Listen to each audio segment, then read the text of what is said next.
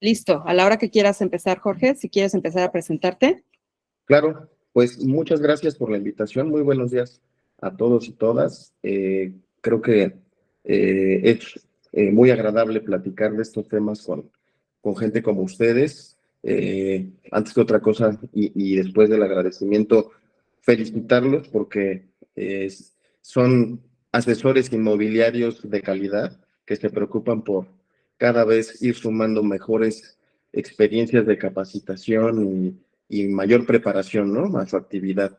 Eso es muy loable y reconocible y creo que en la medida en que ustedes lo van haciendo, todo suma a su formación, a su profesionalismo y, por supuesto, pues los clientes que son tanto de su lado como del nuestro, los beneficiarios finales, pues siempre son los que van a recibir más aún estos frutos, ¿no? Entonces, por otro lado, pues me han invitado el día de hoy a platicarles de unos temas que pues seguramente les son muy familiares, pero y más que decirles algo que ya saben, quisiera yo darles un enfoque distinto, ¿no? Es decir, platicar de esos temas que ustedes han vivido en su día a día y que probablemente a lo mejor no los han visto con esta óptica y eso les va a permitir en algún momento tener una mejor visión de los posibles problemas que se presenten, preverlos, ¿no? En todo caso, con una anticipación suficiente y que pues desde su primer acercamiento con su cliente el día uno estén mejor empapados de la forma de entender las problemáticas y de dar opciones de solución inclusive a su alcance desde ese día uno, ¿no? Miren, dentro de estos temas, pues la labor del asesor inmobiliario es, creo que es de las más importantes en orden de aparición durante el proceso de escrituración, ¿no? Por supuesto, ustedes, desde que tienen contacto con una persona que desea vender su inmueble, pues empieza a darse la posibilidad de la asesoría correcta y la detección de ciertos problemas que pudieran generar retrasos en las operaciones al cierre, ¿no? Y que son problemas que a lo mejor desde el día uno, cuando se perciben se solucionan o se empiezan a solucionar, llega el punto de la firma en donde ya está todo avanzado y no va a haber ninguna razón de quiebre, ningún problema para que la firma se caiga y que todo llegue a buen puerto, a buen fin, ¿no? En ese orden de ideas, bueno, pues parte de lo que ustedes normalmente piden, ¿no? Es una serie de documentos que lo de menos es compartirles, ¿no? Por supuesto, lo haré con gusto, un listado mínimo básico, ¿no? Donde en función de esa serie de documentos y del tipo de inmueble que tengamos enfrente, nuestro cliente nos tiene que aportar y nos tiene que proporcionar, ¿no? Hay una N cantidad de variables, de problemas que se presentan durante el camino, ¿no? Y eso es lo que siempre me lleva a decir que cada caso, cada asunto es un traje a la medida, porque siempre vamos a tener variantes que otros no. Y hablar de una regla general que aplique para todas las operaciones, pues es un poquito aventurado o si no es imposible, ¿no? Entonces, en función de eso, por eso les digo, es un listado de documentos que les haré llegar a través de Erika, eh, si me lo permiten, en el sentido de que tengan una noción básica de lo mínimo, ¿no? Y aquí es donde hacemos una primera distinción por tipo de inmueble. Cambia mucho, como ustedes saben, la ubicación del inmueble, pues es el primer factor indispensable entender. Porque si está en Ciudad de México, o si está en Estado de México, o si está en otra entidad federativa, pues son reglas diferentes. Aunque todos parten del mismo supuesto jurídico de venta, son reglas diferentes, ¿no? Entonces los estados tienen su propia legislación, tienen sus propios requisitos administrativos, y aunque al estar nosotros hoy en este momento, o no sé si todos los que estamos aquí conectados estemos en Ciudad de México o Estado de México o zona metropolitana, pero probablemente la mayoría sí. Entonces, sabemos los requisitos que siempre se solicitan en la Ciudad de México, en el Estado de México, ¿no? Pero bueno, puede haber un cúmulo de posibilidades. Y atendiendo a la ubicación, ¿no? Después de esto, eh, eh, el tipo de bien del que se trata. Si estamos en presencia de una casa habitación, si estamos en presencia de un inmueble completamente independiente, que es una unidad, ¿no? Una sola casa, un solo inmueble. Si estamos en presencia de un departamento que ya está sujeto a un régimen de propiedad en condominio existente jurídicamente hablando, si estamos en presencia de un inmueble que tiene un uso distinto al habitacional, ¿no? A lo mejor es solamente un terreno, o a lo mejor es un local comercial, una nave industrial, qué sé yo, que no es habitacional. Y en función de este tipo de uso, pues también determinar qué puntos o qué alertas rojas tenemos que tener en cuenta en nuestro primer checklist de documentos y de información que hay que requerirle a nuestros clientes en ese primer acercamiento, ¿no? En esa primera cita. Esto es un poquito parecido, ¿no? Creo yo, como los pilotos de aeronave, ¿no? Si se fijan, cada que nos subimos a un avión empiezan a hacer un conteo regresivo de todos los puntos que hay que revisar y van palomeando la lista. Aquí también vamos a tener que ir palomeando la lista antes de que despegue la nave, que son ustedes los que la van a hacer despegar. Entonces, es el requisito mínimo indispensable. Sobre la marcha, en cada caso particular, probablemente se presenten algunas situaciones que nos orillen a pedir otro tipo de documentación, a observar otro tipo de cuestiones, y eso ya se irá trabajando, ¿no? Se irá analizando. Puede ser que ustedes mismos lo solucionen o ya de la mano del experto en la materia en esos casos particulares, ¿sí? Entonces, bueno, pues la integración de un expediente, les decía, aparte de esos dos supuestos iniciales, dónde está ubicado el inmueble y qué tipo de inmueble traemos. Porque, como ustedes lo han visto, ¿no? Normalmente las preguntas de inicio son, ¿cuánto me va a costar vender? Y el que compra, ¿cuánto me va a costar comprar?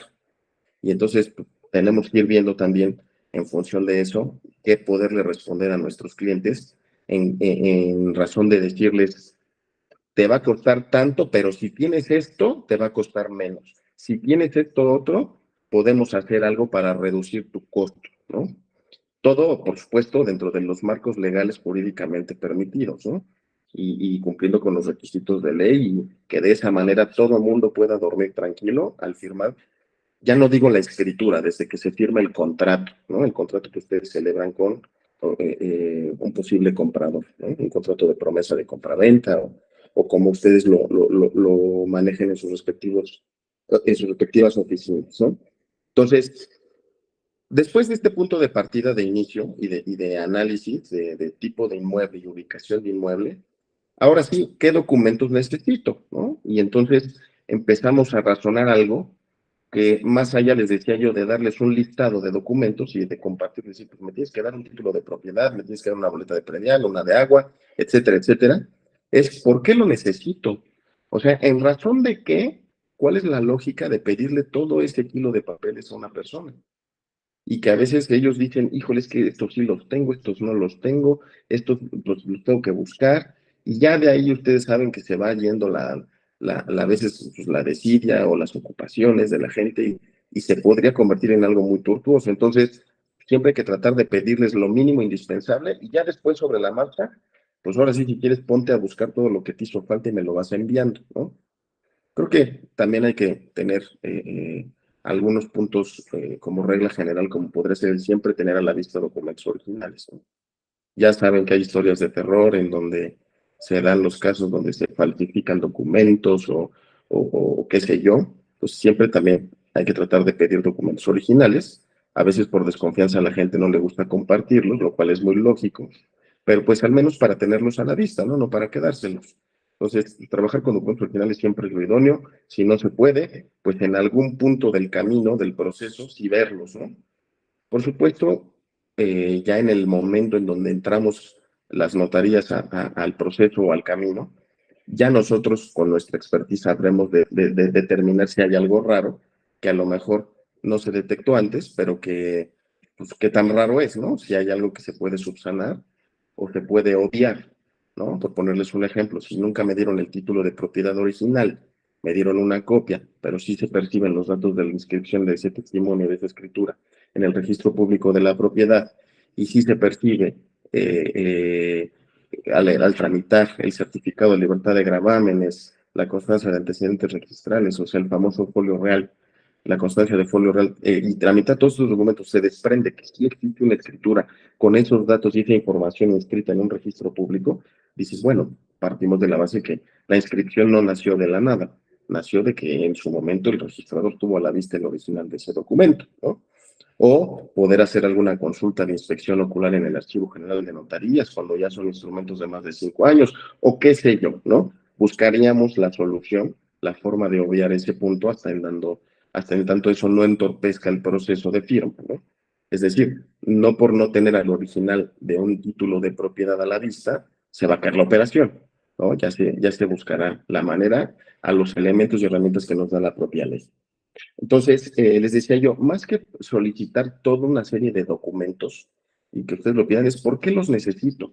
Entonces, hay un punto de partida bien importante que nuestra legislación tiene como base de cualquier transmisión de propiedad, ¿no? Ustedes saben que las transmisiones de propiedad en México tienen diferentes nombres y las ubicamos de diferente manera, ¿no? Hay diferentes contratos con los cuales se puede llegar a transmitir la propiedad de bienes en México.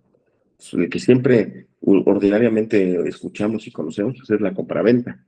Entonces, podemos tener la compraventa como punto de partida, pero también puede haber un contrato de permuta, también puede haber un contrato de donación, también puede haber un contrato de fideicomiso o que derivado de un fideicomiso se transmita la propiedad de un bien.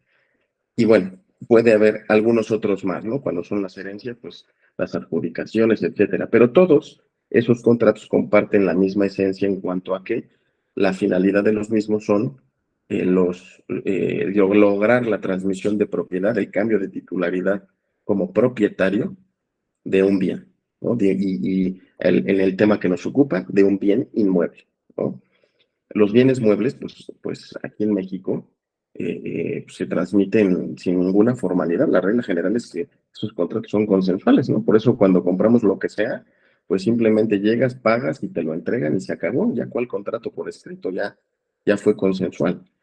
En algunos casos, como lo es con los bienes inmuebles, dependiendo de lo que dice la ley en cuanto a cuantías, pues la regla es la escritura pública, ¿no? Entonces, en el caso de bienes inmuebles, les decía yo que tenemos que partir de la base que el contrato nos va a servir o va a tener la finalidad de lograr esa transmisión de propiedad. Entonces, otra de las reglas que al efecto estipula la ley es en cuanto a que si quieres vender, pues tienes que ser el propietario del bien. Es decir, no puedes vender lo que no es tuyo. Y si no puedes vender lo que no es tuyo, pues obviamente tienes que acreditar que eres el propietario de un bien. Entonces, el primer filtro importante que ustedes pueden tener en esa primera cita, en esa primera revisión de documentos con su cliente, pues es observar si efectivamente es el propietario. Y para eso, la única manera de saberlo es, o más bien, la única manera de saberlo y después confirmarlo es con lo siguiente, con su respectiva escritura pública donde adquirió, ¿no?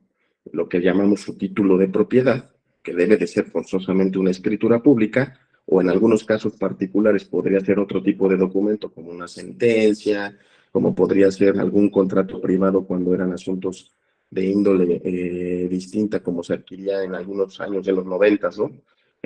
Cuando la comisión, la CORED, ¿no? La Comisión para la Regularización de la Tenencia de la Tierra, llegaba a escriturar directamente a los particulares ciertas tierras, o puede ser con algún título de propiedad que es inscrito en el Registro Agrario Nacional, ¿no? Respecto de temas equidales. Pero la regla general es una escritura, ¿no? Es lo que estamos acostumbrados a ver por regla general. Entonces, debe de haber un documento idóneo, ¿no? Si es una escritura, pues hay que verificar que esa escritura esté inscrita en el registro público de la propiedad, para lo cual puede ser una primera, deriva de una primera revisión visual, ¿no? Que tenga un sello del registro público, o que a partir del año 2011 que se hizo electrónico el tema del registro público, tengamos una hojita adicional que se llama constancia de finalización de trámite, y que entonces, derivado de esta información, digamos, bueno, está inscrito de esta primera revisión y Juan Pérez Pérez efectivamente es el dueño en esta escritura.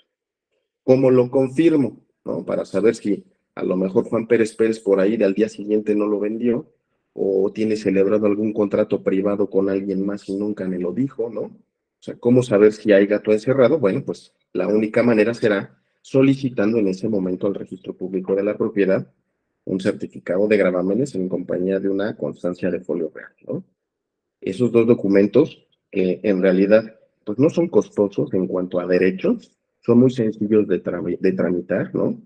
En eso sí podemos ser su aliado, la notaría, ¿no? Aquí la notaría nos pueden llamar y decirnos, ayúdame a tramitar esta constancia de folio y este certificado, y es muy rápido de obtener, ¿no? Salvo que el inmueble tenga algún tema particular, que nunca haya sido digitalizado ese folio real o cositas administrativas internas, los certificados de gravamen se pueden obtener del mismo día, ¿no? Se piden antes de las 10 de la mañana y te lo están respondiendo a las 5 de la tarde.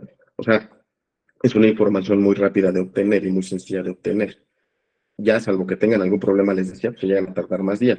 Pero ahí ya iremos viendo que si ese es el caso, pues algo viene mal, ¿no? Entonces vamos poniendo alertas, ¿no? Vamos tratando de ser todavía más cautelosos.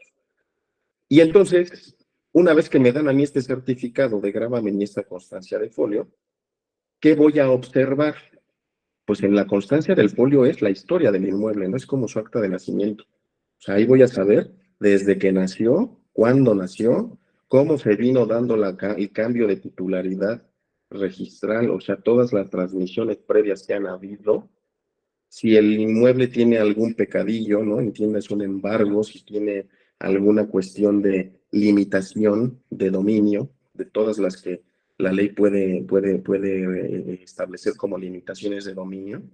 Si el inmueble a lo mejor ya está en trámite de ser escriturado en otra notaría. O sea, toda la película completa respecto de cosas buenas y malas me aparecen en ese folio.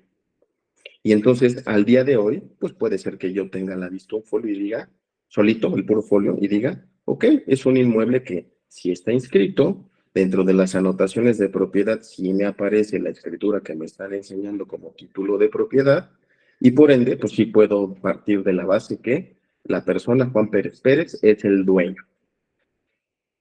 Y, sin embargo, hay otras cosas que yo no podría saber solamente del puro folio. Para eso necesito el certificado. Ese certificado, entre otras cosas, me va a decir, además de que concretamente si el inmueble tiene gravámenes o no, pero eso también lo pude haber sabido de la lectura del folio, si hay entradas en proceso. ¿Eso qué quiere decir? Pues imaginémonos que hoy solicito estos documentos, pero ayer el inmueble se vendió y lo ingresaron al registro público ese testimonio y pues todavía no va a aparecer como inscrito, ¿no? Ya ven que de por sí no se tardan casi en los registros públicos en inscribir. Entonces, ese tiempo que se tarda los inmuebles en inscribirse es el tiempo que yo voy a estar sin saber si algo está formado. Pero si yo pido este certificado de gravámenes y me reporta unas entradas en proceso y me dice ahí, oye, hay un número de entrada en proceso con estos datos de tal fecha y lo puedo rastrear en el apartado de verificación de trámites de la página de internet del registro público, pues ya me puedo enterar qué es, porque desde que puede ser una compraventa, puede ser un embargo, puede ser otra cosa que venga ahí en camino formada antes que yo. Entonces, pues es otro parámetro de alerta. Y eso lo puedo saber desde el día uno, ¿no? Y desde el día uno decirle a mi cliente, tienes estas contingencias, hay que ver la manera de solucionarlas, ¿no? Dependiendo del caso. Ya empieza ahí a diseñarse el traje a la medida, ¿no? Ahí empezamos a ver qué le duele y cómo lo solucionamos. Por supuesto, ¿no? Como decían los abuelitos, toda esta vida tiene solución, menos la muerte. Entonces, todo lo legal siempre va a tener una solución. Nada más hay que buscar cuál es la mejor, la menos costosa, la menos tardada y que pueda solucionarle los temas a nuestro cliente, ¿no? Algo que como notaría a mí me gustaría transmitirles es que tengan la confianza de que si ese día uno ustedes no se acercan a su cliente solitos, sino en compañía de la notaría, pues desde ese día uno podemos hacer un equipo perfectamente sólido para que ambos, con la expertise de ambos, ¿no? De los dos lados, podamos dar una mejor asesoría a los clientes, ¿no? ¿Con qué idea? Bueno, pues con la idea de que eh, el camino no sea tortuoso, que estas cosas las detectemos juntos desde el día 1, y ya llegado el momento en que oficialmente se nombre notaría, si el comprador tiene a bien seguir escriturando con nosotros, pues entonces poder cerrar el trámite de escrituración, ¿no? Las asesorías, al menos las notarías 248 y 22, pues no se cobran esas asesorías, ¿no? Porque también puede ser que digan, es que no quiero acercarme a la notaría porque me van a querer cobrar. No, la realidad es que es parte del equipo, ¿no? No queremos que se vea esto como que somos un eslabón, simplemente somos parte del mismo equipo y nadamos del mismo lado, ¿no? Entonces, ese apoyo, pues por supuesto, se obtiene y esas revisiones las podemos ir teniendo. En los supuestos donde no se pueda, pues ustedes ya saben y van entendiendo el porqué de la razón de ser de los documentos que se piden y qué cositas al menos sí tienen que fijar, sí tienen que ver, ¿no? Entonces, con esto nosotros logramos acreditar la titularidad de la propiedad del inmueble y lo confirmamos con el registro público donde nos va a decir quién es el titular registral del inmueble. Ojo, el titular registral no es sinónimo de dueño. Yo puedo tener un titular registral distinto y el dueño ser otra persona. Entonces, nuestro registro público de la propiedad, salvo en algunos estados muy contados, ¿no? Tiene el efecto legal de ser un registro declarativo de derechos, no constitutivo de derechos. Es decir, el hecho de que alguien aparezca inscrito como titular registral no quiere decir que está constituido el derecho de propietario sobre un bien. Quiere decir que hay de manera declarativa se dice que él es titular registral. Habrá que ver cómo se confirma esa declaración. Y es con estos documentos que hemos estado comentando. Entonces, de alguna manera, tener claro que no es titular registral sinónimo de dueño, ¿no? Pueden ser personas distintas. Les decía algunos estados como Quintana Roo, por ejemplo, allá sí el registro público es constitutivo de derecho, pero la regla general en la gran mayoría de las entidades federativas del país es que es declarativo de derechos. Entonces, la forma de confirmar quién es el dueño es con tu escritura debidamente escrita y su respectiva y confirmar que efectivamente en esos términos aparece en el registro público, ¿no? Si todo Jorge, hace... yo Sí, tengo una pregunta.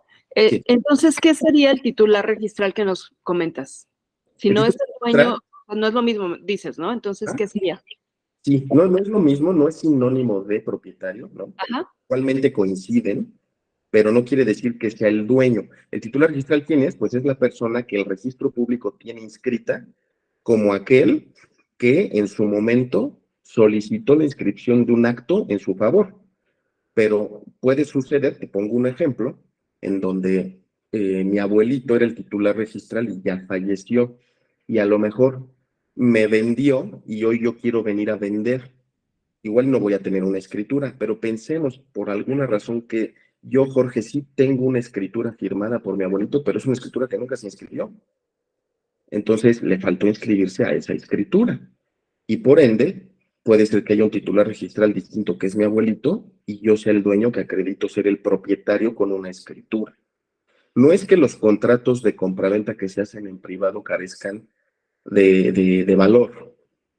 Tienen ahí una marquita o tienen un tachecito, ¿no? Porque no están hechos en escritura pública. Pero el hecho de que yo tenga un contrato privado de compraventa que no es escritura pública, firmado por quien a su vez era el propietario correcto, pues quiere decir que yo adquirí. Nada más que hay un tema ilegal de quién llegó primero, ¿no? Que es el que me va a poder generar una incertidumbre jurídica si nunca hago mi escritura y si ese contrato nunca lo convierto en escritura. O puede ser un tema que se llegue a prestar hasta para fraudes y cosas de ese tipo. Entonces, sí, por supuesto, la ley por algo pone la necesidad de tener una escritura. Pero bueno, regresando al tema, sí hay supuestos donde hay un titular registral distinto del propietario. Entonces, por eso ustedes tienen que tener siempre a la vista las dos cosas, titularidad registral y propiedad, que cuadren las dos cosas. Creo Una pregunta, que, ¿quieren que vayamos contestando dudas o prefieren que al final demos un espacio? Como ustedes me digan. pues igual y si van surgiendo sobre la marcha, ¿te parece bien si las vamos resolviendo? Claro. Porque veo por aquí a Elizabeth, ¿no? Que Ajá, levantó. exacto. Es lo que te iba a comentar. Sí, hola, buenos días. Yo tengo, bueno, por ejemplo, hay gente que me dice, es que tengo contrato de compraventa. Le digo, pues sí, pero eso no significa que tú seas el dueño. O sea, como dices, en el registro público. Pero, por ejemplo, también si me dice, no, es que es un terreno grande y solamente me vendieron esa parte, es lo mismo, ¿verdad? O sea, no es dueño, o sea, finalmente, si en el registro público está a nombre todo el terreno de otra persona. Mira, te voy a poner en ese mismo ejemplo que pones, ¿no? En esa misma línea. Si yo a ti llego y te compro tu casa hoy, donde vives, y te digo, ¿sabes qué? Te hago una buena oferta, y me dices, pues órale, no te me vayas a echar para atrás. ¿Qué hacemos?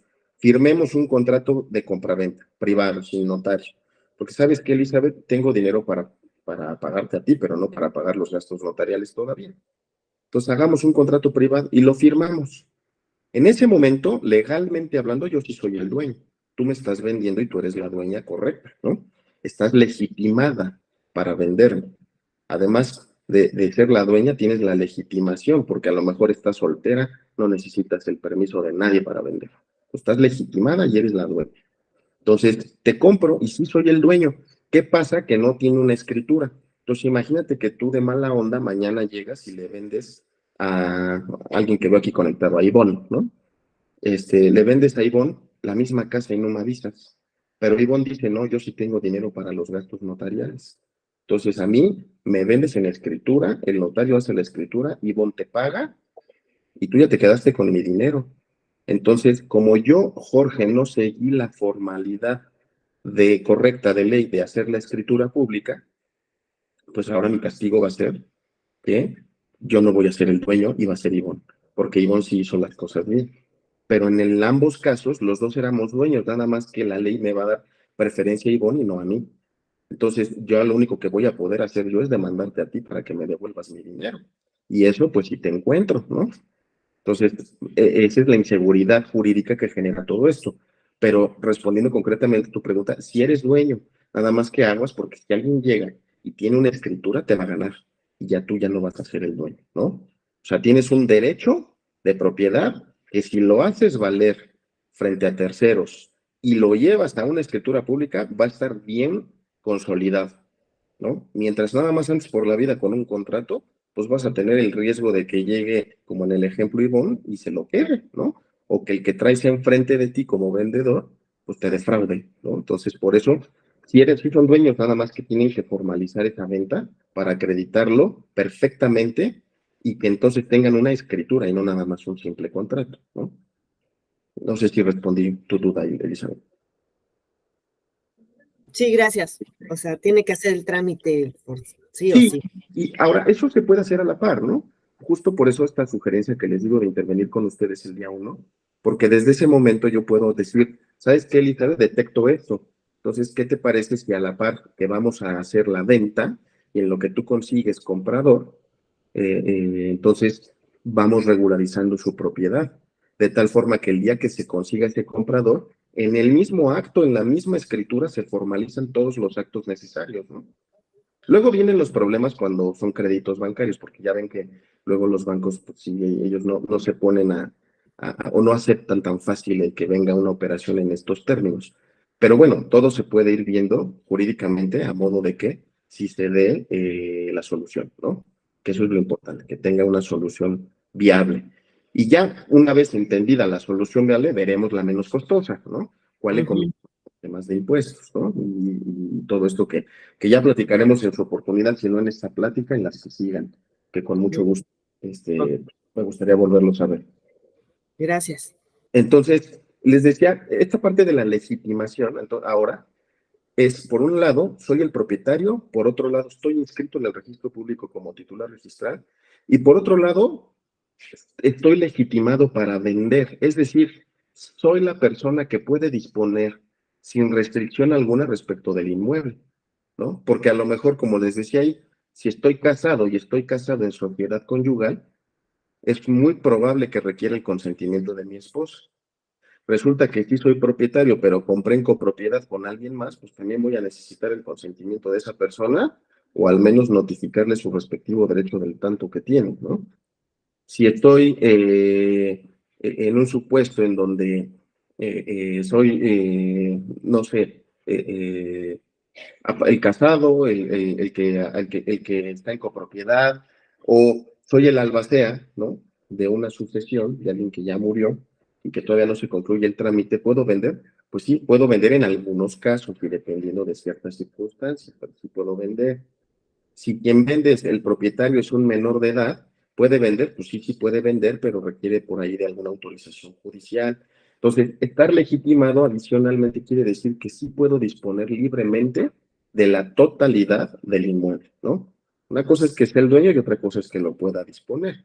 También puede ser el caso que sea yo el dueño de un inmueble, pero resulta que debo alimentos a mis hijos, ¿no?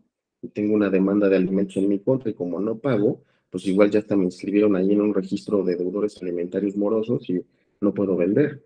Entonces, habrá que ver que esté legitimada la persona. Todo esto también en la gran mayoría de los casos se sabe con el registro público. ¿Por qué? Porque en esos supuestos la ley ordena que el registro público inscribe estas limitaciones. Entonces, si no viene nada el día 1 que pedimos este certificado y esta constancia de folio, pues sabemos y podemos inferir que la persona efectivamente está legitimada también para vender. Entonces, esos 3 puntos son los primeros que abordamos y para los cuales se pide esta serie de documentación, ¿no? El fondo legal, diría yo. Porque ya muchas de las otras cosas que pedimos como documentos iniciales son por meramente trámites administrativos o requisitos de ley, pero administrativos, ¿no? Entonces, la particularidad o la peculiaridad de que ustedes estén en este camino desde el día 1, revisando teniendo este primer acercamiento, pues también de alguna forma limpia, limpia el camino para todos los demás que participamos. Les decía, bueno, si yo me incluyo con ustedes el día 1 como notaría, por ejemplo, los brokers financieros, ¿no? Cuando lleguen ellos, llega el comprador con ellos a decir, ayúdame a conseguir la mejor opción en el mercado hipotecario, ¿no? En el mercado bancario hipotecario, pues también los bancos, les decía yo, pues van a tener ciertas restricciones.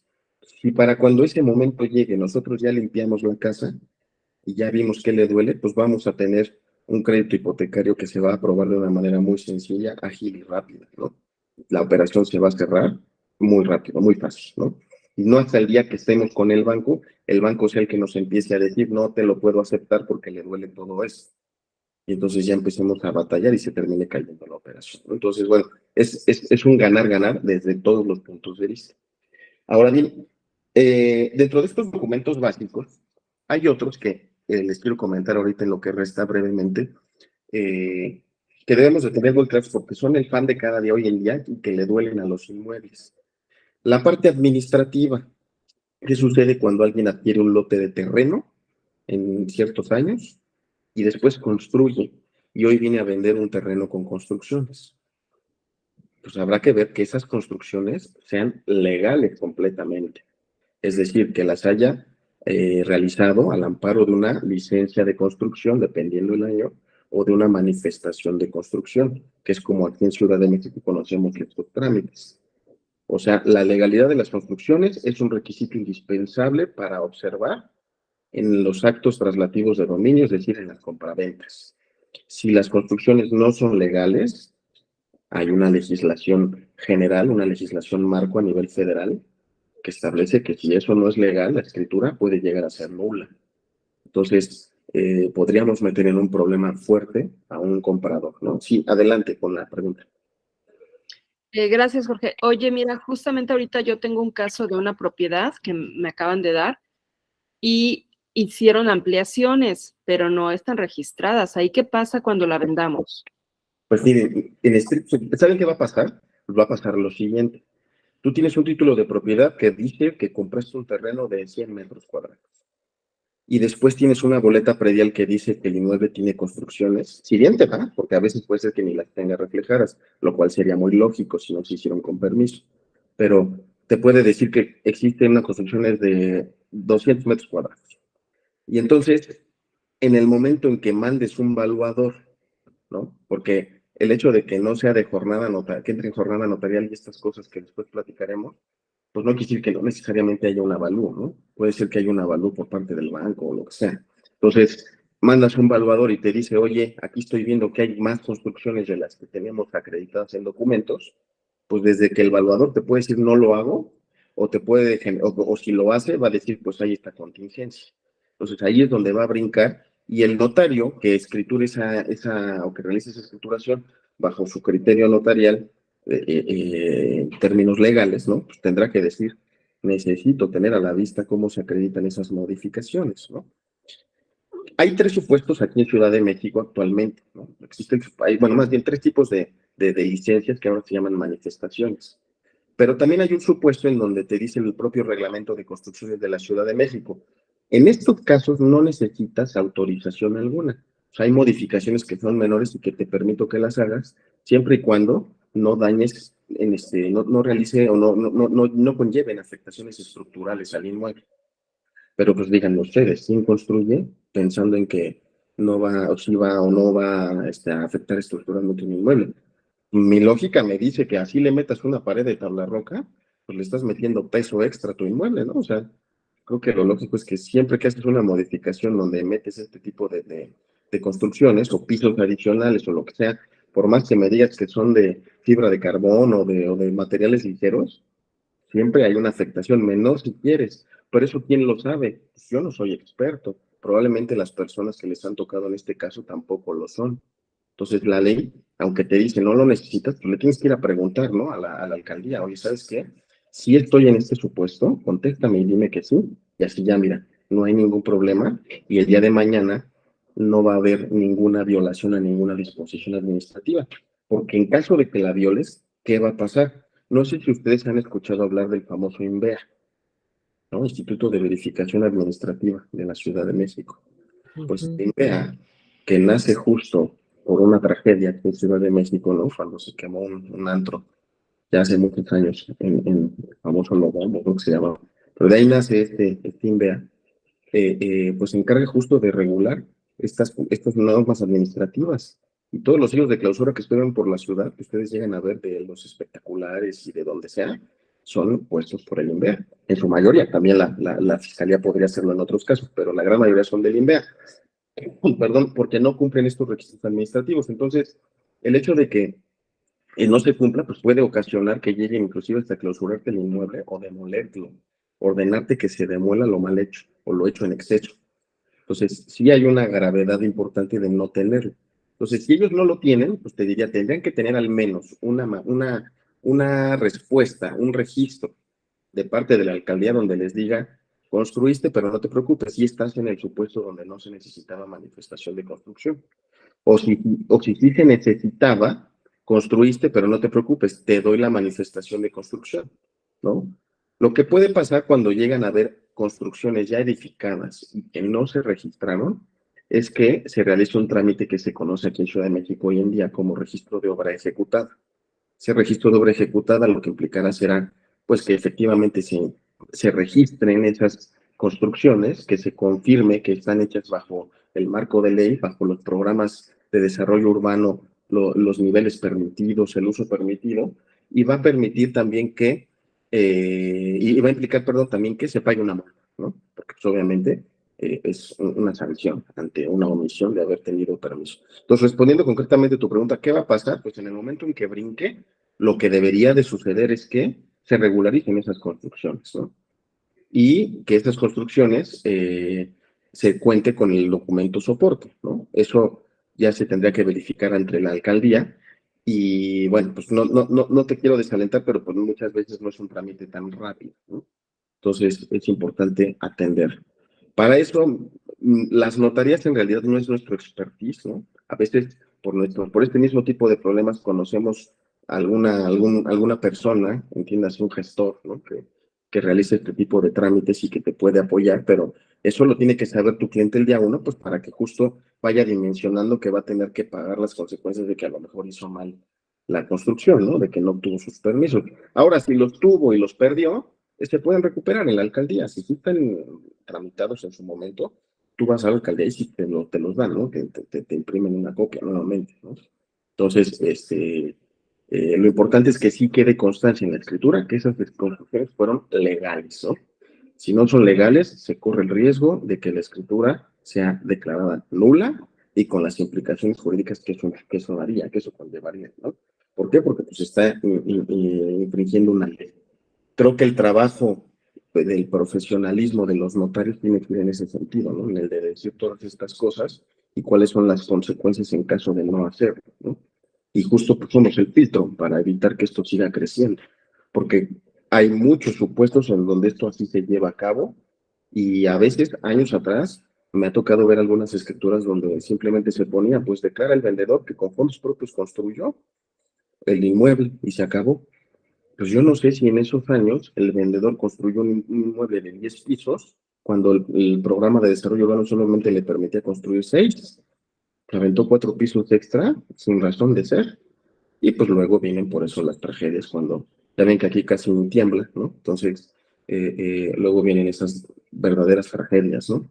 Y todo lo que ya seguro han escuchado, inclusive también ustedes en los medios de comunicación, ¿no? Como temas de corrupción en materia de desarrollo urbano en esos términos. Entonces, por eso es que se han endurecido las normas, las obligaciones inclusive de los notarios, y por eso es que hay que verificar que efectivamente se tenga todo al día en cuanto a construcciones. Entonces, ese es algo de lo que tenemos que verificar. Y luego, fíjense ustedes, esto, más allá de este tema administrativo, pues también tiene un beneficio fiscal, porque imagínate, tú compraste un lote de terreno en los 60s y te costó X cantidad. Ya con la devaluación del peso en el 93, pues le quitaste 3 ceros, o sea, casi prácticamente, pues hoy no vale nada, ¿no? Así hayas comprado un inmueble de 30 millones en los 60, pues hoy va a costar 30,000 pesos, ¿no? Y si eso lo actualizas el día de hoy, es nada. Entonces te dice la ley, cuando alguien vende, tiene obligación de pagar impuestos. Y esos impuestos, a pesar de que en algunos casos, cuando son casas de habitación, se pueden exentar hasta cierto importe, que son 700,000 UDIs, 5,5 millones más o menos, puedes exentar, pero con independencia de eso, pues por el restante vas a pagar impuestos sobre la renta. Entonces, ¿cómo puedo pagar menos impuestos sobre la renta? Bueno, pues la ley me da derecho a hacer unas deducciones. La más fuerte es cuánto me costó el inmueble cuando lo compré. Pero si estamos viendo que ya el día de hoy lo que pagué no es nada, pues es como decir que tengo una deducción de 0 pesos, ¿no? En esos casos dice la ley, bueno, pues te doy chance de que hagas deducible 10% de lo que vale hoy. Pero eso finalmente sigue siendo casi nada, ¿no? Vendes un inmueble en 20 millones, nada más te dejan hacer deducibles 2 millones. Entonces, cuando a lo mejor tu inmueble hoy vale muchísimo más, ¿no? Entonces, tienes la opción. Sí, perdón, veo una mano por ahí. Sí, soy yo, Erika. Oye, Sí. Jorge, otra pregunta. Acerca de esta deducción que se puede hacer, que es máximo 700,000 UDIs, ¿esto es a nivel federal? Sí, a nivel federal. Ah, muy bien, gracias. Entonces, les decía, entonces, ¿qué puedo hacer en ese caso? Pues tengo que pagar impuestos sobre la renta y es una cantidad importante. Entonces, puedo hacer deducible lo que me costó la construcción y la manera de hacerla deducible te da 3 opciones. La ley te dice, pues, ¿cuánto te costó? A ver, enséñame las facturas. Usualmente, no sé ustedes, pero casi nadie pide factura de esos, ¿no? O si la piden, pues ya ni la tienen, quién sabe dónde quedó, o qué sé yo, ¿no? O a lo mejor por algún detalle de ley no sirve ahora esa factura. Te dice la ley, no pasa nada. Si tramitaste tu permiso correctamente, tu licencia, tu manifestación de construcción, y por ende avisaste correctamente cuando terminaste la obra, pues tienes la documentación soporte que acredita cuánto te costó. Y hay un dilema ahí, porque que si el formato trae un renglón para ponerle cuánto me costó, y como no lo trae, hay gente que se lo pone a mano, o hay gente que de plano dice, mejor hago una carta y ingreso mi aviso de terminación de obra junto con una carta libre donde digo cuánto me costó, y es un costo que yo reporto, pero pues sin soporte algunos, porque yo digo que eso me costó, ¿no? Y bueno, pues qué tan válido es, no es tan válido, pues hay criterios, hay notarios que se inclinan a favor, otros que se inclinan en contra, pero no hay nada legalmente escrito. Pues entonces la opción segura que te da la ley, y esta sí está en la ley, es que te dice, bueno, no te preocupes, no tienes facturas, no tienes forma de acreditarme cuánto te costó en un aviso de terminación de obra. Entonces, mándate a hacer un avalúo donde se lleve a cabo la evaluación de las construcciones, o sea, de las mejoras hechas, y entonces el costo que te dé ese avalúo referido a la fecha en que las terminaste, para lo cual, por supuesto, tienes que tener el aviso de terminación de obra al menos, o sea, sin valores si quieres, pero pues tienes que saber cuándo las terminaste. Entonces ya te sirve para referenciar la fecha. Entonces te dice la ley, haz el avalúo referido a la fecha en donde las terminaste y el valor que te arroje ese avalúo yo te dejo hacer deducible el 80%. Entonces, tener regularizadas mis construcciones y haberlas hecho las cosas bien, me van a ayudar a pagar menos impuestos sobre la renta, pues claro que me conviene, ¿no? Y si no las hice bien, entonces desde el día 1 que están ustedes sentados en sus escritorios con su cliente, hacérselo ver y la conveniencia de regularizarlo, ¿no? Por eso les digo, más allá de que si algún notario tiene algún criterio al respecto o no, lo cierto es que la ley dice una cosa y lo cierto es que debe de interpretarse o debe de aplicarse en esos términos. Y tiene sus beneficios, como se dan cuenta. Entonces, cuando le digan a su cliente, si lo hace, a pesar de que pagues una multa, te vas a ahorrar más y el costo-beneficio es mejor, pues regularicemos, ¿no? O sea, otro punto a favor para decir si regulariza las construcciones, ¿no? ¿Hasta aquí tienen alguna duda? Entonces, ya nada más para cerrar esta primera charla, me gustaría platicarles de los temas del matrimonio. En cuanto al matrimonio, también es bien común que el día 1 la gente te diga, pues estoy casado, estoy soltero, es una de las preguntas. Sí. ¿Tú tienes, o sea, gestores que puedan llevar esto? ¿Que comentas cuando no está en la construcción bien? Mira, sí conocemos gente, ¿no? Que se dedica a eso.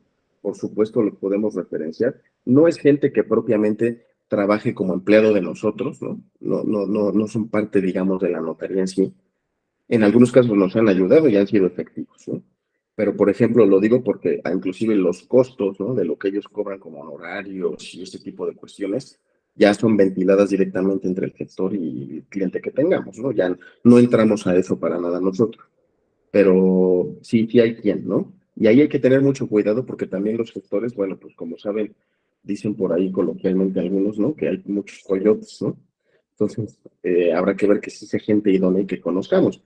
Por fortuna, los que hemos conocido, gente que ya trabaja inclusive con varias notarías y es gente profesional, ¿no? O sea, son abogados inclusive, ¿no? Entonces, pueden ser una diferencia y por supuesto la compartiríamos, ¿no? En su caso. Decía yo del tema del matrimonio, que es importante porque es una de las preguntas básicas que siempre se le hace a la gente cuando va a vender, ¿no? Y ustedes como asesores inmobiliarios, pues lo realizan el día 1. ¿Estás casado? ¿Estás soltero? Si estás soltero, bueno, ¿cómo le hago para creerte? Porque acuérdense que en estos temas hay que desconfiar hasta de nuestra sombra, ¿no? Entonces, ¿cómo te creo que estás soltero? Bueno, pues, obviamente es tu dicho, ¿no? Si te ves muy quisquilloso, ¿no? Podrías decir, bueno, pues voy a hacer una búsqueda en el registro civil, al menos en el de aquí de la Ciudad de México, si este señor tiene domicilio aquí en Ciudad de México y nació en Ciudad de México, pues voy a ver que no tenga ningún matrimonio, pero es una labor pues casi un poquito imposible y no es garantía de nada, porque si se fue y se casó en Chiapas, pues yo no lo voy a saber, ¿verdad?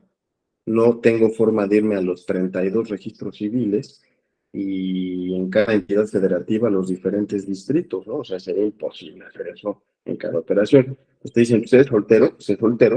Son declaraciones que se realizan finalmente en una escritura pública bajo protesta de decir verdad y ante una mentira en ese sentido, pues es la comisión de un delito, ¿no?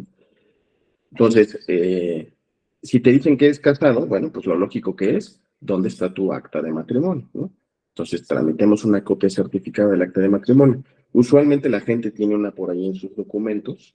Yo les sugiero que la usen solamente como base para saber los datos de ese matrimonio, pero que se mande tramitar un acta de matrimonio por ustedes mismos a fecha actual y que no sea un extracto, que sea una copia certificada del acta de matrimonio, ¿no? Directamente en el registro público. Eso puede representar tal vez algún tema cuando se casaron en otra entidad federativa y que esa información no se tenga aquí en la oficina central del registro civil. Pero lo ideal sería eso, ¿no? Buscar la manera de tramitarlo. Les comparto que como notaría nosotros sí lo hacemos, ¿no? Siempre, que se hayan casado en cualquier municipio el que me digan, vamos allá y tramitamos esa acta de matrimonio, ¿no? Y luego viene que te dicen, bueno, sí estoy casado, sí tengo el acta de matrimonio, ya la mandé tramitar y todo está bien.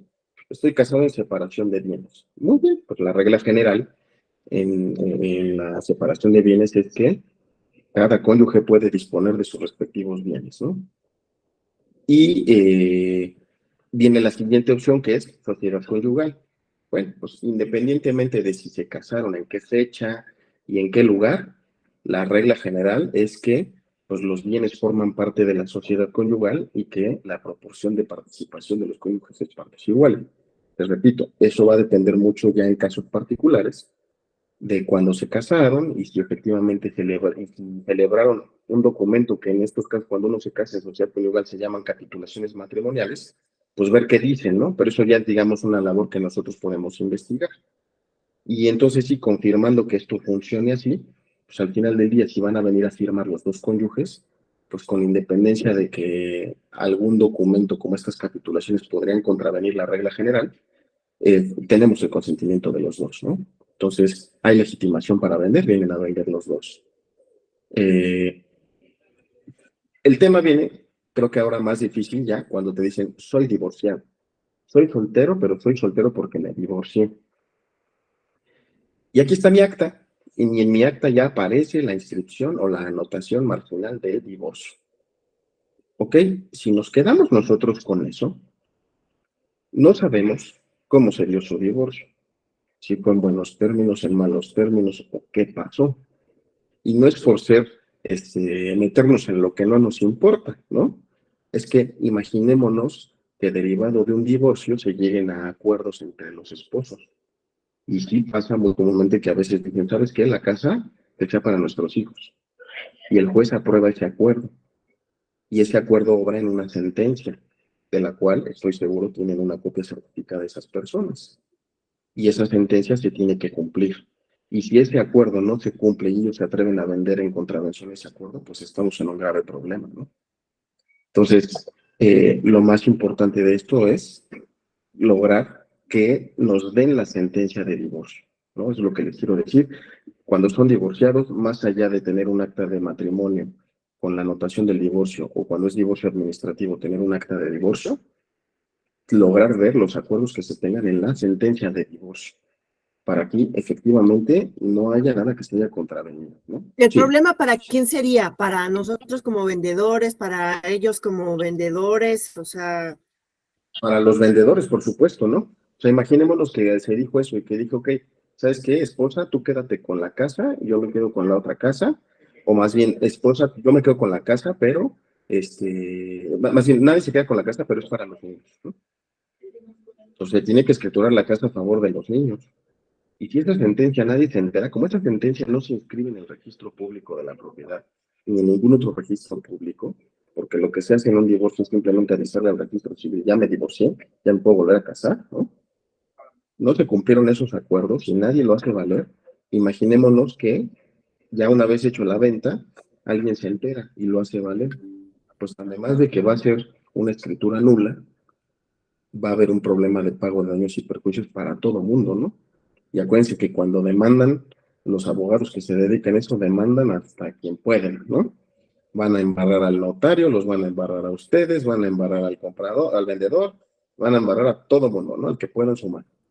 Entonces, va a ser un dolor de cabeza, ¿no? Que no te quiero decir cómo va a terminar, pero sí pudo haberse detectado pidiendo eso. Cuando hay un cliente que particularmente te empiece a decir, no, es que no la tengo, no, es que sí me divorcié, pero no se preocupe porque no me afecta, porque no. O sea, ahí es ya alerta roja, ¿no? Algo no anda bien. Es que ya me Porque, pasó, la verdad, pero no sabía, no, la verdad no sabía. Entonces, resultó que le habían dejado la casa a los hijos toda hasta la mayoría de edad. Terminando la mayoría de edad, se supone que la casa ya, pues, era de la señora, pero quería vender, ya los hijos tenían 25 años, algo así, pero no hizo esto. Creo que hay que cancelarlo, ¿verdad? pues no cancelarlo, más bien, o sea, hay que ver bien en qué términos lo dijo el juez, pero si dice que es para los hijos, pues imagínense, ya son bienes de un menor, no se pudo haber vendido sin autorización judicial. Ahora, ya son mayores de edad, bueno, pues que los que vendan sean ellos, ¿no? No tiene que vender nadie más que ellos son los que pueden vender. Entonces, sí puede conllevar un tema de nulidades, ¿no? Por supuesto, las nulidades nunca van a salir a cobrar importancia mientras nadie se queje, pero el día que se quejen, sí hay un problema, ¿no?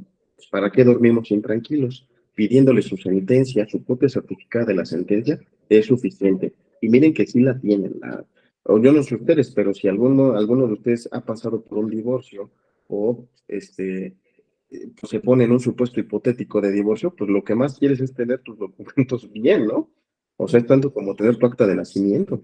Vas a decir, necesito tener mi sentencia de divorcio porque es un trámite legal de los documentos de importancia que debo de conservar, ¿no? O sea, y bueno, si por algo es la de mala, si no la tienes, pues se puede conseguir, pero sí tiene que existir y consultarse. Si eso lo sabemos el día uno, nos podremos mover a hacer esa consulta y esa investigación en el tribunal, ¿no? En todo caso. Entonces, pues este era otro de los puntos. Digo, me faltaron algunos más. Según yo, Erika, por tiempo estamos en el límite. No sé si tienen alguna duda. Y por supuesto, me encantaría continuar en una segunda sesión estos temas adicionales que traía yo aquí para comentarles. Sí, vamos a hacer una segunda sesión, ¿no, Jorge? Para que puedas compartirnos lo que resta. Digo, ahorita si no es mucho y si todos están de acuerdo, pues nos podemos echar otros 15 minutos. ¿Cómo ven el resto de los que están aquí? A mí me quedarían bien 15 minutos más, ¿eh? Está perfecto. Ok, ¿los demás no tienen problema? ¿No? Sin problema, adelante. Sí, está perfecto. Sí, sin problema. Perfecto. No, Pues, muy bien. entonces, adelante. Entonces, bueno, decía yo este tema de los regímenes por ese sentido. Ahora, también otra cosa relevante del matrimonio, nada más para ya poder concluirlo, es que cuando la gente se divorcia y estás casado en sociedad conyugal, hay un trámite que casi no se hace. O los litigantes que te divorcian, luego lo dejan a medias.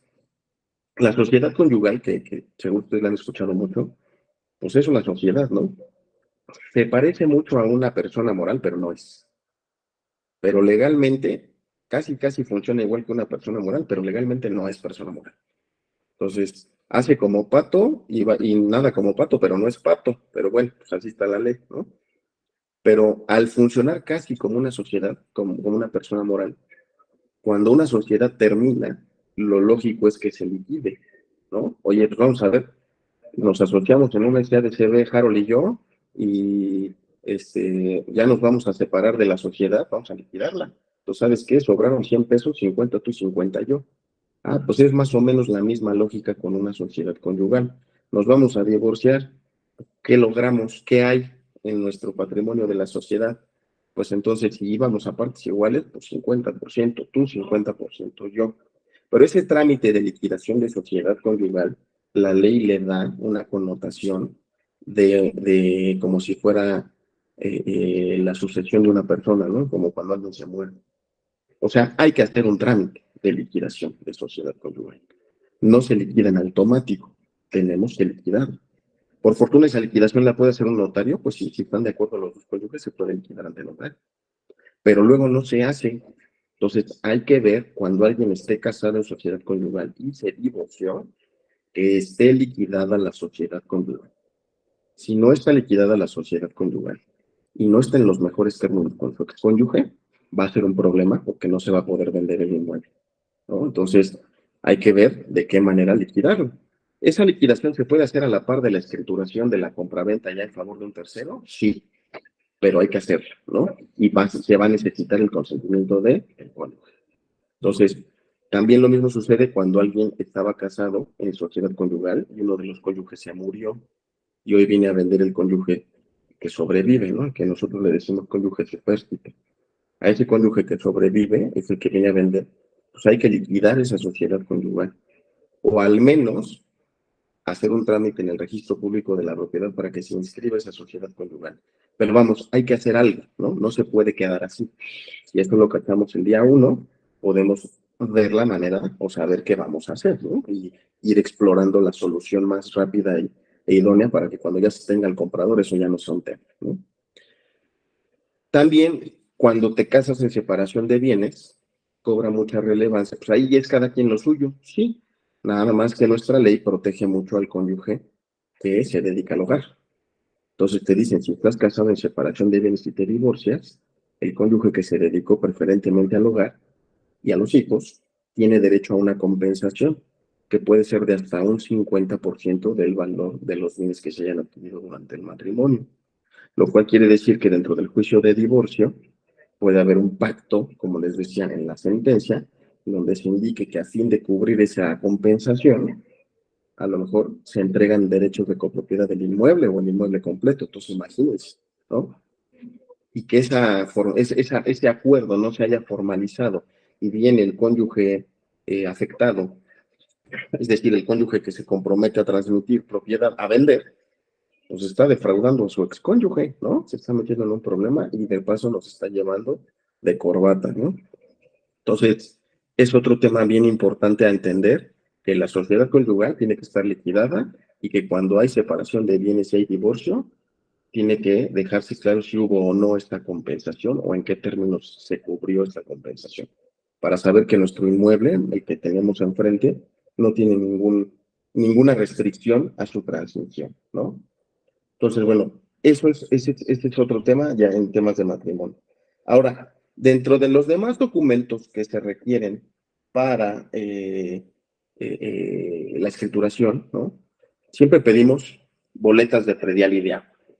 Entonces, ahí hay un tema importante porque cuando hablamos de boletas de predial y de agua, la boleta de impuesto predial nos va a servir para varias cosas, pero principalmente es para saber qué número de cuenta predial tiene asignado el inmueble y en función del número de cuenta predial, nosotros verificar que venga o que coincida con el mismo número de cuenta de cuando se compró ese inmueble, ¿no? Y si hubo algún cambio, ¿por qué hubo ese cambio? Porque cuando ahorita este inmueble se venda, los impuestos locales que se le pagan a la tesorería de la Ciudad de México, entiendas el famoso ISAI, que seguro han escuchado por ahí, el impuesto sobre adquisición de inmuebles, este se referencia con la cuenta predial. Entonces, imagínense que la cuenta esté mal, pues estaremos pagando el impuesto incorrectamente, lo cual podría implicar que se pagara doble. Entonces, es un tema importante a entender, el verificar que la cuenta predial sí sea del inmueble y que venga igual de manera concatenada, cronológica, como se ha venido adquiriendo, ¿no? Sea coincidente. La cuenta predial, la boleta predial nos sirve también para el tema de valor catastral. Entonces, con eso podemos saber cuál es el valor catastral actual del inmueble. Los valores catastrales los actualizan comúnmente. Apenas hace unos cuantos días se incluyó en la posibilidad para los notarios de verificar el valor catastral a más tardar al momento de la firma. Entonces, llega a veces a haber una variación pequeña y eso mueve los cálculos y los números, ¿no? Entonces, bueno, con la boleta predial conocemos el valor catastral del inmueble. Con la boleta predial conocemos el número de el metraje, el número de metros que tiene de terreno y de construcción el inmueble. Es decir, podemos saber si se está pagando correctamente o no el impuesto predial. ¿Por qué lo digo? Porque imaginémonos que es un inmueble que si es lote de terreno, debe de tener 0.00 metros cuadrados de construcción, ¿no? Entonces imaginémonos que sí tiene construcciones. El resultado va a ser que se está pagando mal el impuesto y se está pagando de menos. Entonces, por más que me digan que esa cuenta está en cero y al corriente, está mal pagado.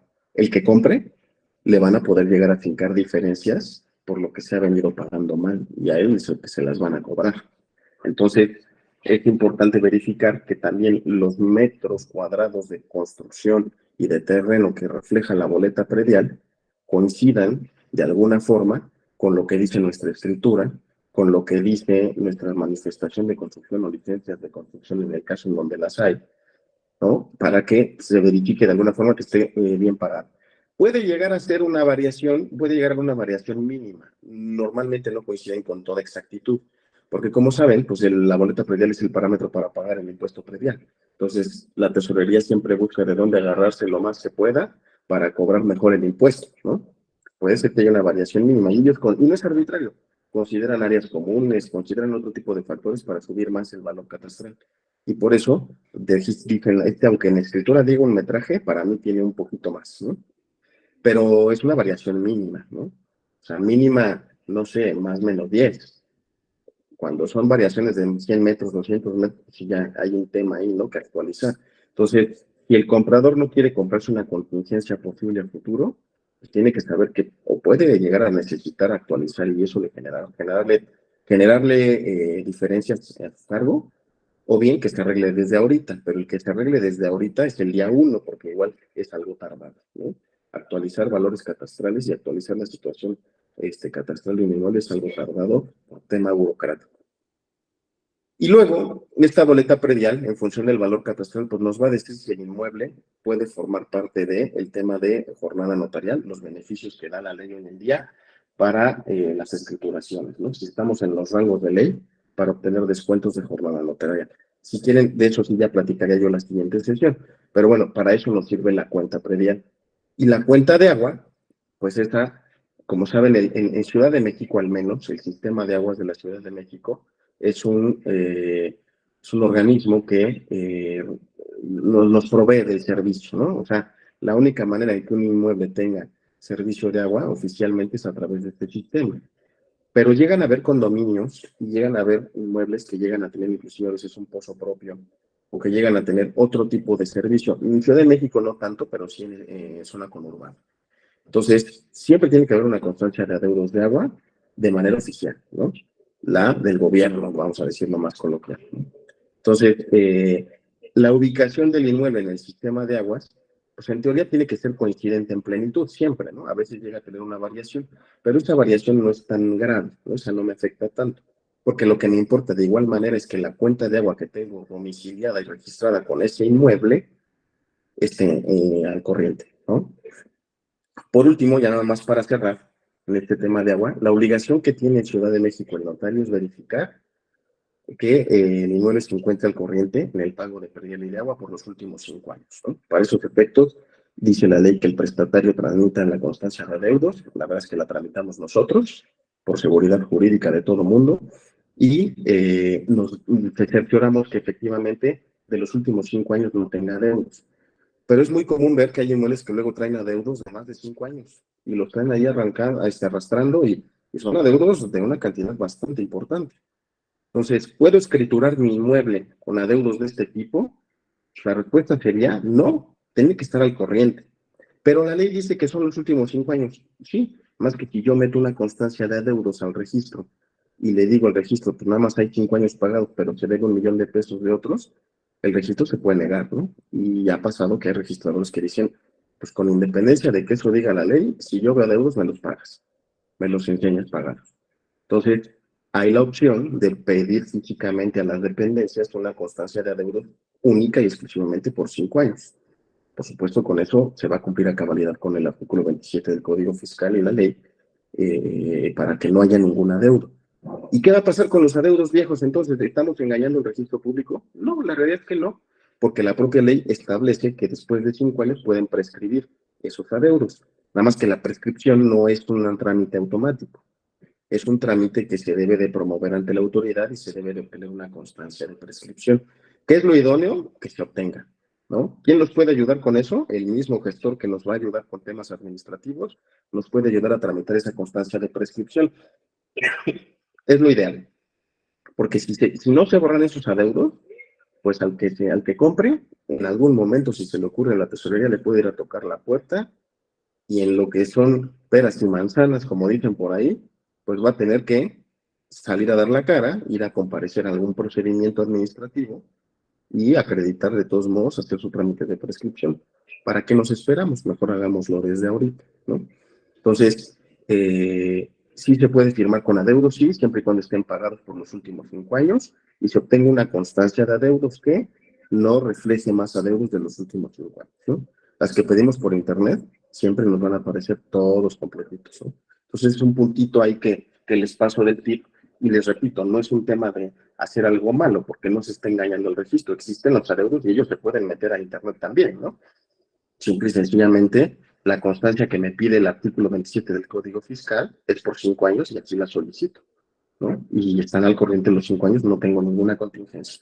Oye, pero es que trae adeudos de antes de 5 años, de los que sí son obligatorios. No tiene dinero. Bueno, pues que los paguemos el mero día de la firma, si quiere. Y yo agrego al apéndice de la escritura como anexo el comprobante de pago.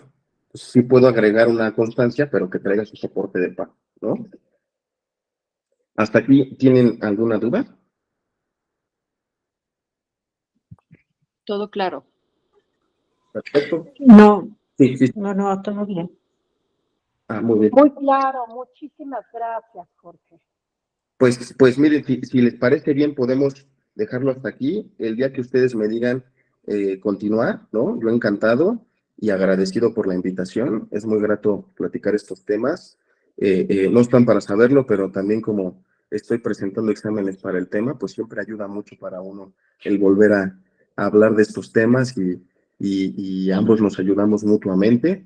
Y bueno, pues me va a encantar en algún momento poderlos conocer físicamente, poder trabajar con ustedes, por supuesto, ¿no? Ahí en el chat de esta sección dejé mis datos de contacto, mi celular, con toda confianza me pueden llamar, mandar un WhatsApp, lo que sea necesario, y pues que se sientan apoyados porque puede formar estas dos notarías, la 248 y la 22, parte de su grupo de trabajo. Perfecto, Jorge. ¿En Pues dónde muchísimas estás? Físicamente estamos en Prado Sur 225, en Lomas de Chapultepec. De cualquier manera, si estás de acuerdo, Jorge, yo voy a poner tus datos en la grabación de YouTube de la masterclass para que quien te quiera contactar tenga ahí tus datos a la mano. Perfecto. Te voy a mandar nuestras tarjetas de presentación, si quieres. Uh-huh. Se pueden subir como imagen o algo así, estaría genial. Ok. Y la de los notarios. Claro. Y bueno, ya te contacto después para ver la otra clase que nos vas a dar, ¿no? Que nos vas a hacer el favor de darnos. Por supuesto, ojalá sean muchas. Sí, nosotros encantados. Muy bien. Y bueno, pues. Estaría excelente, estuvo muy claro, estuvo totalmente, pues obviamente a lo que vivimos todos los días que nos enfrentamos a estos temas. Le agradezco mucho la exposición y gracias, Erika, por invitarnos. Gracias a ustedes. Sí, muchas gracias. El agradecido soy yo y de igual manera, bueno, no sobra que somos notarías que trabajamos con todos los bancos. Entonces, bueno, pues si en algún punto podemos interactuar, me va a dar más gusto todavía. Claro que sí, Jorge. Muchísimas gracias. ¿Ya nadie tiene ninguna duda o comentario que quiera hacerla, Jorge? No, muchas gracias. Pues me dio mucho gusto verlos y escucharlos y espero verlos pronto de nuevo. Muchas gracias, Jorge, por la exposición y gracias a todos los que estuvieron aquí presentes. Buena tarde para todos. Hasta luego. Hasta luego. Gracias. Hasta luego, gracias. Muchas gracias.